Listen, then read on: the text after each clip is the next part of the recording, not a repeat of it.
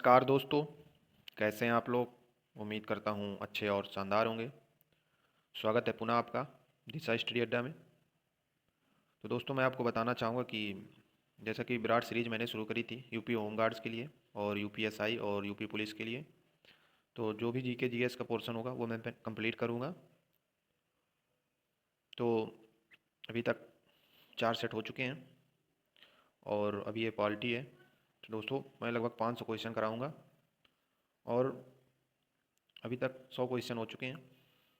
तो पॉलिटी कराने का मेरा मकसद ये था कि पहले मैंने इसको इसलिए पहले स्थान पर रखा कि ये आपके एसआई में भी काम आएगी। 50% क्वेश्चन आपको यही 500 क्वेश्चन में से देखने को मिलेंगे। ठीक है, तो क्लास को ज़रूर अटेंड करिए आप लोग, क्योंकि जो भी क्वेश्चन है ये सारे प्रीवियस ईयर के क्वेश्चन है। ठीक है, तो ये इंपॉर्टेंट क्वेश्चन रहेंगे सारे। तो चलिए शुरू करते हैं। तो पहला क्वेश्चन है दोस्तों कि भारतीय संविधान का कौन सा अनुच्छेद भाषण और अभिव्यक्ति की स्वतंत्रता की गारंटी देता है। तो इसका राइट आंसर हो जाएगा ऑप्शन सी, अनुच्छेद 19। ठीक है, और जो अनुच्छेद 14 है तो इसमें समानता का अधिकार है। आप लोग नोट भी कर सकते हैं जो मैं बता रहा हूँ। और अनुच्छेद 21 में, अनुच्छेद 21 दोस्तों जीवन और व्यक्तिगत स्वतंत्रता का अधिकार देता है। ठीक है, तो इसका जो राइट आंसर होगा वो होगा 19। नेक्स्ट क्वेश्चन होगा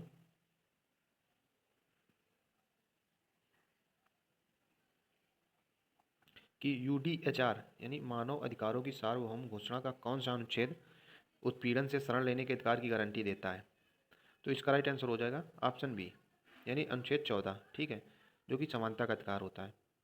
यानी मानव अधिकार की सार्वभौम घोषणा, जिसको यूडीएचआर के नाम से जाना जाता है, कि अनुच्छेद 14 में उत्पीड़न से बचने के लिए दूसरे देशों में शरण लेने का प्रावधान बताया गया है। ठीक है, जिसको समानता का अधिकार भी कहा गया है।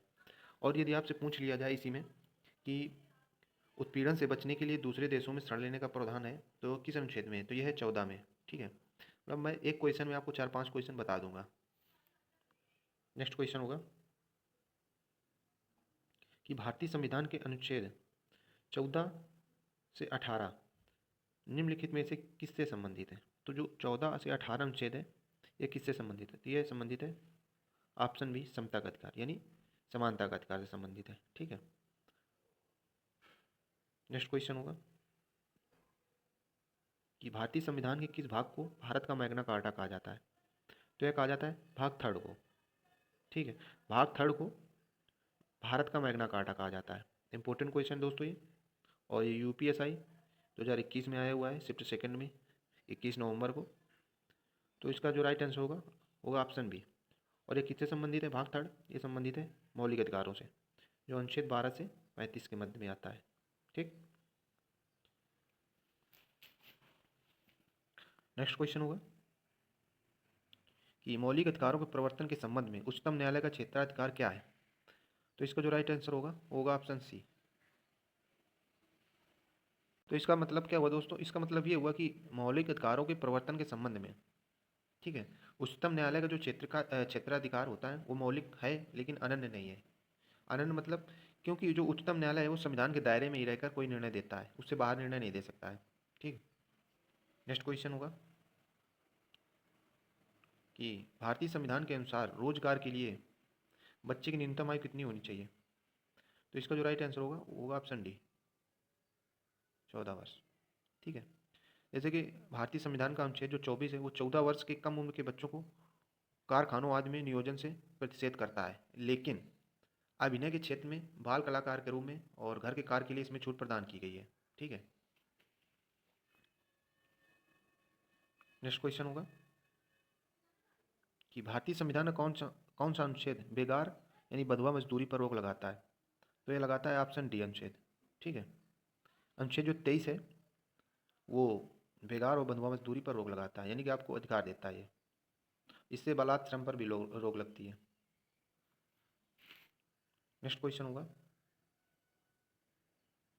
कि भारत के संविधान का कौन सा अनुच्छेद व्यक्तिगत संपत्ति के लिए सुरक्षा प्रदान करता है। तो इसका राइट आंसर हो जाएगा ऑप्शन बी, अनुच्छेद 300 ए। ठीक, तो जो अनुच्छेद 300 ए यानी अनुच्छेद 300 का इसमें आपको व्यक्तिगत संपत्ति के लिए सुरक्षा प्रदान की गई, यानी सुरक्षा का अधिकार दिया गया है। नेक्स्ट क्वेश्चन होगा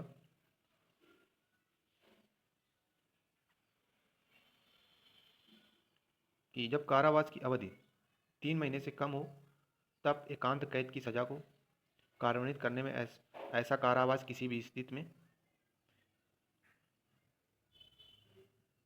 एक समय पर 14 दिन से अधिक नहीं होगा। ठीक है, तो भारतीय दंड संहिता की धारा 74 के अनुसार जब कारावास की अवधि 3 महीने से कम हो तब एकांत कैद की सजा को क्रियान्वित करने में ऐसा कारावास किसी भी स्थिति में एक समय पर 14 दिन से अधिक नहीं होगा।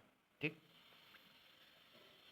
नेक्स्ट क्वेश्चन होगा कि भारतीय संविधान में कानून द्वारा स्थापित प्रक्रिया की अवधारणा कहाँ से ली गई है? तो यह ली गई है जापान के संविधान से। ऑप्शन डी इसका राइट आंसर होगा। नेक्स्ट क्वेश्चन होगा कि बच्चों को मुफ्त और अनिवार्य शिक्षा के अधिकार अधिनियम 2009 शिक्षा के अधिकार के आयु के बीच में बच्चों को मौलिक अधिकार बनाता है। तो यह है ऑप्शन डी इसका सही आंसर होगा, यानी 6 वर्ष से 14 वर्ष के बीच में हर बच्चे का मौलिक अधिकार है कि इसको जो शिक्षा है वो राज्य सरकार कराएगी। ठीक है,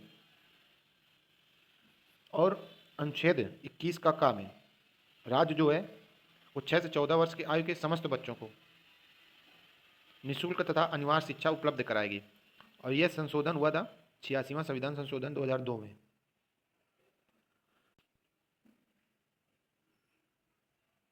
नेक्स्ट क्वेश्चन होगा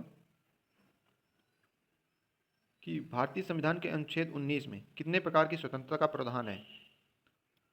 तो यह है 6 प्रकार की स्वतंत्रता। ऑप्शन डी इसका राइट आंसर होगा।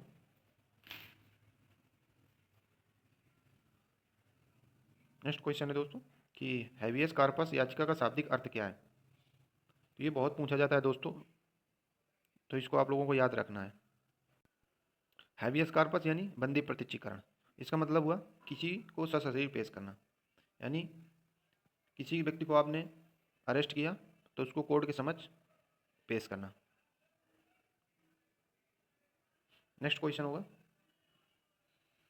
कि मौलिक अधिकार उनके आधुनिक नाम है जिन्हें पारंपरिक रूप से किस रूप में जाना जाता है?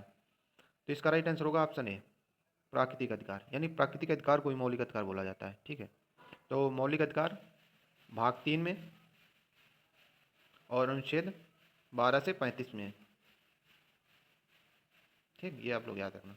पूछ लिया जाए मौलिक अधिकार का पहले नाम क्या था या पारंपरिक रूप से किस नाम से जाना जाता है? तो यह जाना जाता है प्राकृतिक अधिकार के रूप में। ठीक है, और यह भाग 3 में मौलिक अधिकार है और अनुच्छेद 12 से 35 के मध्य में। ठीक, नेक्स्ट क्वेश्चन दोस्तों, बीच में वॉइस थोड़ी क्लियर नहीं आ पाती है क्योंकि अगल बगल शोर हो रहा है, तो प्लीज़ एडजस्ट करिएगा, उसके लिए मैं माफ़ी चाहूँगा। नेक्स्ट क्वेश्चन होगा कि निम्नलिखित में से कौन सा मौलिक अधिकार भारत के नागरिकों के लिए उपलब्ध है और विदेशियों के लिए नहीं है? तो इसका राइट आंसर हो जाएगा ऑप्शन सी सार्वजनिक रोजगार के मामलों में समानता। ठीक है, तो ये केवल भारत के नागरिकों के लिए, विदेशियों के लिए नहीं है। नेक्स्ट क्वेश्चन होगा कि पर्यावरण, वनों, नदियों और वन्य जीवों सहित प्राकृतिक पर्यावरण की रक्षा करना और उसमें सुधार करना एक मौलिक कर्तव्य है। ठीक है, तो वर्तमान में कितने मौलिक कर्तव्य हैं? तो वर्तमान में 11 मौलिक कर्तव्य हैं, ये याद रखना आप लोग। ठीक, और जो 11वां मौलिक कर्तव्य था वो कब जोड़ा गया था? तो वह जोड़ा गया था सरदार स्वर्ण सिंह समिति की सिफारिश पर और 42वां संविधान संशोधन 1976 के द्वारा और भाग 4 का में और अनुच्छेद 51 का में। ठीक है, इतना याद रखना आप लोग। 4 क्वेश्चन क्लियर करा दिए मैंने। यदि पूछा जाए मौलिक कर्तव्य का 11वां जो है तो किस समिति की सिफारिश पर जोड़ा गया? तो वह जोड़ा गया सरदार स्वर्ण सिंह समिति की सिफारिश पर। और किस संविधान संशोधन के तहत? तो 42वां संविधान संशोधन 1976 के द्वारा। और कौन से भाग में जोड़ा गया? तो यह भाग 4 का में जोड़ा गया। और किस अनुच्छेद में जोड़ा गया? तो यह अनुच्छेद 51 का में जोड़ा गया। ठीक, नेक्स्ट क्वेश्चन, भारतीय संविधान के निर्माताओं द्वारा मौलिक अधिकारों के विचार कहाँ से लिया गया है? तो यह लिए गए हैं संयुक्त राज्य अमेरिका के संविधान से। ठीक है। नेक्स्ट क्वेश्चन होगा कि भारतीय संविधान के अनुच्छेद 26 द्वारा निम्नलिखित में से कौन से अधिकार की गारंटी देता है। तो जो अनुच्छेद 26 है वह किसकी गारंटी देता है, तो वह देता है ऑप्शन सी, यानी कि धार्मिक और धर्मार्थ उद्देश्यों के लिए संस्थानों की स्थापना और रख रखाव करने का अधिकार। ठीक है। अनुच्छेद 25 से 28 के मध्य में धार्मिक स्वतंत्रता का अधिकार आपको दिया गया है, जो कि एक मौलिक अधिकार है। नेक्स्ट क्वेश्चन होगा कि भारतीय संविधान के अनुच्छेद 19 में निम्नलिखित में से किसका मौलिक अधिकार का उल्लेख नहीं है, यानी अनुच्छेद 19 में इनमें से कौन सा मौलिक अधिकार नहीं है। तो इसका राइट आंसर हो जाएगा ऑप्शन बी, जीवन और व्यक्तिगत स्वतंत्रता का अधिकार। ठीक है।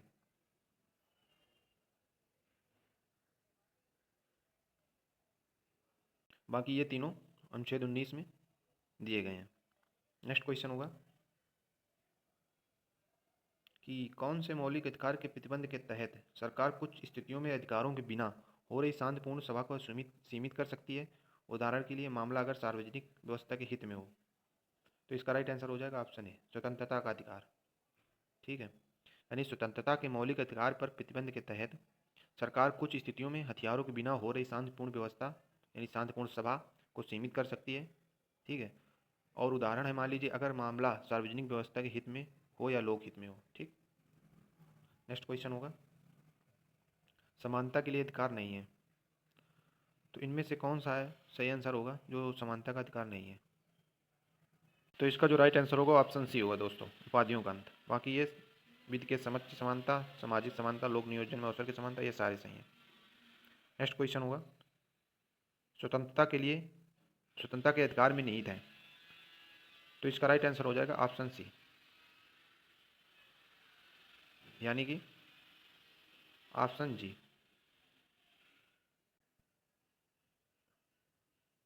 इसमें थोड़ा दोस्तों टाइपिंग में मिस्टेक है। ये क्वेश्चन दिया हुआ है कि स्वतंत्रता के अधिकार में निहित है, यानी कि इसमें कौन सा है जो स्वतंत्रता के अधिकार में निहित है। तो इसका जो राइट आंसर होगा ये दोनों हो जाएंगे, कोई पेशा अपनाना या भाषा की स्वतंत्रता, ये दोनों अधिकार हैं आपके। ठीक है। तो जो संविधान का भाग 3 है वो दोस्तों अभी मैं बता चुका हूँ आपको कई बार, फिर से बता दे रहा हूँ। तो ये मौलिक अधिकार से संबंधित है 12 से 35 में। लेकिन अनुच्छेद जो 19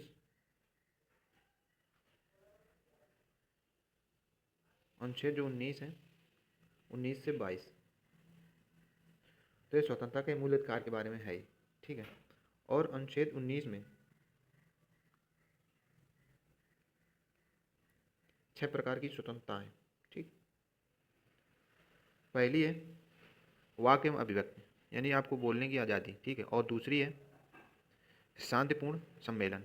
और तीसरी है संगम एवं संघ बनाने की स्वतंत्रता। और चौथी है भ्रमण करने की स्वतंत्रता।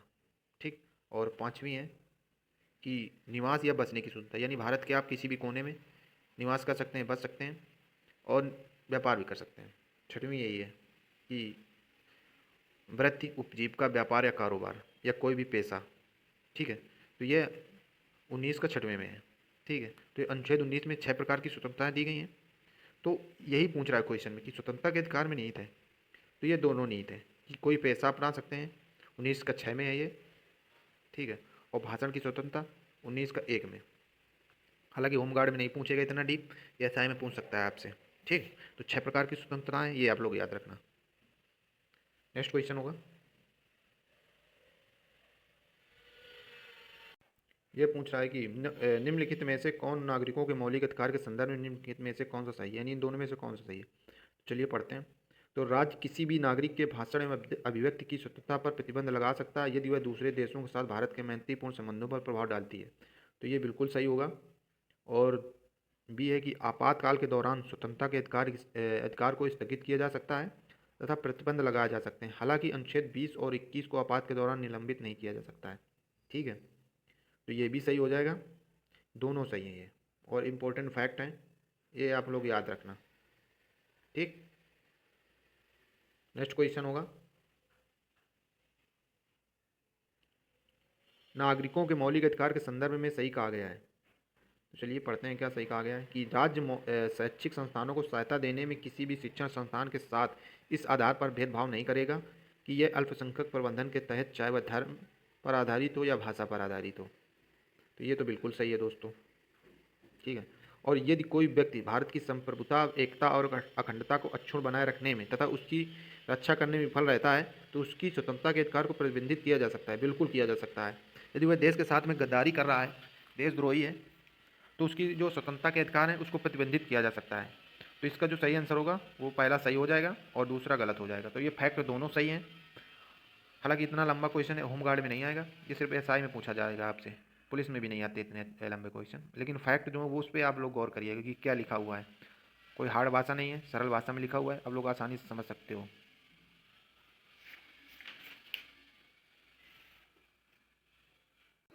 नेक्स्ट क्वेश्चन होगा, किस मौलिक अधिकार का लक्ष्य है कि सामाजिक विभेद व उन्मूलन करना। तो इसका राइट आंसर होगा ऑप्शन ए, समानता का अधिकार। समानता के अधिकार में ये दिया गया है कि आपके साथ सामाजिक भेदभाव या उन्मूलन नहीं किया जा सकता, किया नहीं जा सकता है, ठीक है। हालांकि वो हो रहा है वर्तमान में, भेदभाव, छुआछूत, ये आज भी देखा जाता है बड़े पैमाने पर। नेक्स्ट क्वेश्चन होगा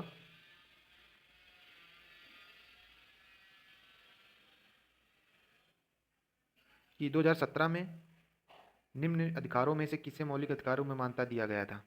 तो इसका राइट आंसर होगा ऑप्शन डी, निजता का अधिकार, ठीक है।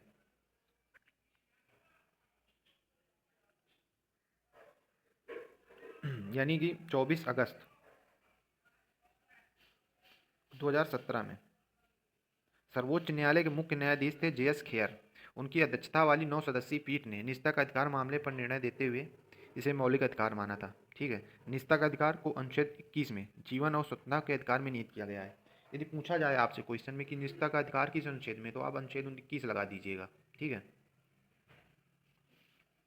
वेरी इंपॉर्टेंट क्वेश्चन दोस्तों। नेक्स्ट क्वेश्चन होगा कि उपाधियों का अंत में संविधान के अंतर्गत स्थापित है। तो इसका राइट आंसर होगा ऑप्शन बी, समानता का अधिकार। यानी उपाधियों का अंत संविधान में समानता का अधिकार अनुच्छेद 14 से 18 तक के अंतर्गत अनुच्छेद 18 में प्रस्तापित है, ठीक है। समानता का जो अधिकार है वो 14 से 18 के मध्य में, ठीक। नेक्स्ट क्वेश्चन होगा कि किसको मौलिक अधिकारों से कानूनी अधिकार में परिवर्तित किया गया है। तो इसका राइट आंसर होगा ऑप्शन डी, संपत्ति का अधिकार, ठीक है। पहले 7 मौलिक अधिकार थे, वर्तमान में 6 हैं, और जो 7वां मौलिक अधिकार था वो संपत्ति का अधिकार था। तो इसको 44वां संविधान संशोधन 1978 द्वारा संपत्ति के अधिकार को मूल अधिकार से समाप्त करके और इसको अनुच्छेद 300 का में एक विधिक अधिकार के रूप में वर्णन इसका किया गया। नेक्स्ट क्वेश्चन होगा, कौन सा अनुच्छेद सशस्त्र बलों, खुफिया एजेंसियों आदि के सदस्यों के मौलिक अधिकारों को प्रतिबंधित करने या निरस्त करने के लिए संसद का अधिकार देता है। तो यह अनुच्छेद 33, ठीक है। तो इसका राइट आंसर हो जाएगा ऑप्शन डी। अनुच्छेद 33 के तहत केवल संसद को विधि बनाने की शक्ति दी गई है, यानी कानून बनाने की शक्ति दी गई है, राज्य विधानमंडलों को नहीं, ठीक। तो अनुच्छेद 33 कहता है कि सशस्त्र बलों, अर्धसैनिक बलों, पुलिस बलों, खुफिया एजेंसियों आदि के सदस्यों के मौलिक अधिकारों को प्रतिबंधित करने या निरस्त करने के लिए संसद को अधिकार देता है, ठीक। नेक्स्ट क्वेश्चन होगा कि निम्नलिखित में से कौन सा शासनादेश एक व्यक्ति के अधिकार के बारे में सही है। तो इसका राइट आंसर होगा ऑप्शन ए, पी और क्यू। यदि किसी व्यक्ति के मौलिक अधिकारों का उल्लंघन होता है तो संविधान कहता है कि पीड़ित व्यक्ति उच्च न्यायालय या सर्वोच्च न्यायालय में जा सकता है, ठीक है। ये भी सही हो जाएगा। यदि किसी व्यक्ति के मौलिक अधिकार का उल्लंघन होता है तो वह एक समान न्यायालय में जा सकता है, ये भी सही होगा। तो इसके दोनों फैक्टर दोस्तों सही हैं। दोस्तों ये आज 30 क्वेश्चन कराए हैं मैंने, तो टोटल 130 क्वेश्चन हो जाएंगे और मैं 500 क्वेश्चन कराने वाला हूँ। तो आप लोग क्लास ज़रूर देखा करिए, ये आपके लिए बहुत ही फ़ायदेमंद साबित होगी, एसआई के लिए और पुलिस के लिए भी और होमगार्ड के लिए भी, ठीक है। तो चलिए दोस्तों, मिलते हैं एक नई क्लास में, यानी प्रैक्टिस सेट 6वें में। और ये क्लास जो भी तैयारी कर रहा हो पुलिस, एसआई और होमगार्ड की, उसको ज़रूर शेयर कर देना आप लोग, और वीडियो को लाइक ज़रूर कर दिया करिए देखने के बाद में। तो चलिए मिलते हैं नई क्लास में, तब तक के लिए दोस्तों जय हिंद, और पढ़ते रहिए और मस्त रहिए।